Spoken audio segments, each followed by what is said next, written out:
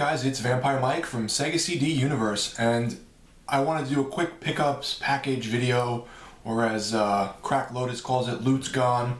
My loot's definitely not gone on this one. My credit's gone though. I don't mean credit card. Let me just briefly tell you what happened and how much I spent, and then I'll show you what I bought. So, for I think it was $27 and change, maybe 80. Oh, okay, Stella.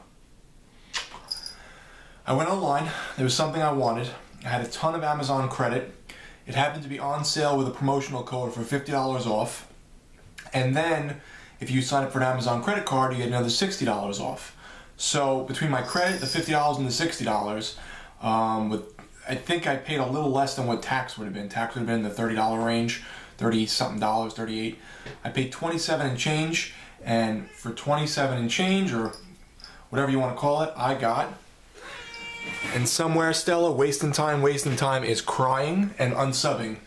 And that is the Xbox One Titanfall edition. So I've been kind of looking, okay Stella, I've been looking a lot lately at, you know, both systems, at the PS4 and the Xbox One. I've still been playing my 360 a lot, so I really didn't have it in mind to pick one up. It just happened to go on sale for $50 off with the game.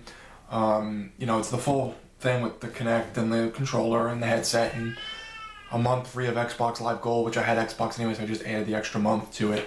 And then the extra $60 from the Amazon, you know, credit card. I kind of was looking back and forth and weighing my options. Obviously the PS4, hardware-wise, is better. I have seen some things that I've liked in terms of what the Kinect can do, but I wasn't really sold on it. I did like initially the plugging your TV into the Xbox and controlling it with voice and not having, you know, having an extra HDMI spot open now. So that was kind of cool, but I put that to use and I realized if it was just me at home, I wouldn't mind it, but my wife really doesn't want to deal with, you know, Xbox on, Xbox turn off, you know, Xbox channel, whatever. So, I mean, it's cool that you can do that and you can just say like Xbox Animal Planet and it goes to it. But it was too much for me in that regard. Also, what it really boils down to is the games. And again, I know WastnTime is going to kill me for this, for picking this up over a PlayStation, because he feels, and we've been over this back and forth a few times, that you know, Xbox screwed everyone over by introducing the DRM aspect. And I always say the same thing. Sony, I believe, and I've read articles to reinforce that, had that in mind as well. And if Xbox would have did it and everyone would have ate it up, Sony would have did it as well and everyone would have just moved on. But because Xbox did it and got such a backlash, Sony said, whoa, let's step away from that. So do I think either of them are good or bad? No, I think they both just, you know, are a business that wants to make money off you and will do what they can to hopefully keep their customers happy and make money. To where Xbox, you know, Microsoft noticed, this ain't working for us, we better stop. And they did. So either way, I think they're just big business, just out to get your money. I looked at the games, what was coming out, what was out. Both have a limited selection of games currently. I was interested in Dead Rising. I'm slightly interested in Forza. Thief is on both consoles. Titanfall obviously comes with this, which looked kind of cool. And it's also on the PC and the 360. But in the future, most of the games I like are kind of cross-platform. I don't notice a huge difference graphically. I've seen comparisons. I know most of the Xbox One games currently are either 720 or 900p, or they're upscaled, where they're not true 1080. I know PlayStation's been putting out some 1080 games, but then some of them are kind of taking a 720 approach to online, or maybe having frame drops, which I'd rather not have. I'd rather not have the frame drops. I do think it's cool to control your Xbox One by like turning it on by just saying it, so I thought that was kind of an interesting idea. The interface I'm not really thrilled with yet, but I haven't really played anything in terms of games. It came with Titanfall, and just my luck, and people are going to laugh about this, I turn on Titanfall and connecting, and I'm like, what's going on? Titanfall servers were down as soon as I got my game. So that didn't work. I played Killer Instinct, which is free, with I think 1 or 2 characters for a little bit. That was kind of cool, but I played that before and It's pretty cool, and my friend is picking me up my friend Brian's getting me the Play and Charge kit, which has the charger and the rechargeable battery, and Dead Rising 3, which he has, so I'll play with him.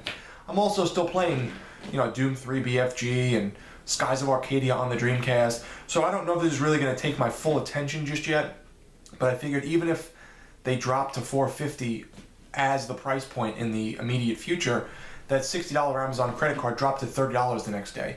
So I still got a pretty good deal. I still had, I think, like $400 in credit that I had used towards this. So I'm fairly happy with my purchase, but so far I haven't, I think, delved into it enough. It's been too soon for me. I didn't have enough time with it. My wife was home, so I was just kind of hooking it up and checking it out, but I wasn't really getting into it. I found it humorous that you had to install Blu-ray software to run the Blu-rays. Like, it didn't just play it out of the box the way like the Xbox 360 played DVDs out of the box. So that's really it. I just thought it was cool. I got it for $27. I look forward to trying Titanfall tonight. And anyone who is on Xbox One, I don't know if they've increased the friend list size. I have 100 friends. That's the other reason I chose it. I have an Xbox Live subscription for a year, till I think February of next year. I didn't really want to now pay for PS Plus to play online. That was another thing. I know this was a big decision for me too. The Xbox Ones run hotter internally, but there's so many fans that they run silent. I think the architecture and the not equipment, but the stuff they use inside, I can't think of the word right now, runs quiet, while the PS4 is a little louder and runs hotter outside the machine. So if you put your hand next to a PS4, it gets very hot. The Xbox gets less hot outside of the machine because there's so many fans working because they don't want to go through that whole red ring of death thing again. So that was kind of a reason for me too. One of the cons for me was the PS4 has an interchangeable hard drive where the Xbox One does not, but they're saying they're going to give you options to use external storage, which is up my alley. I have a couple external hard drives or flash drives. So I don't know how they're going to work that. I also don't see having more than like 3 to 5 games installed on my system at once. I don't see why I would have like 10 games or 20 games installed when my hard drive would be full. But that's just me. That's it. I'm excited about my purchase, but so far what I've seen hasn't been mind-blowing on either front for the PS4 or the Xbox One. So just wanted to tell everyone about my purchase. Wasting time. Hopefully you stay subscribed. And if you have an Xbox One, guys, drop me a line. And if we speak a lot, or even if we don't, you want to get to know one another, let me know and we can play on the 360 or the Xbox One. And that's about it. Thanks, guys, for watching. It's Vampire Mike from Sega CD Universe. Be good.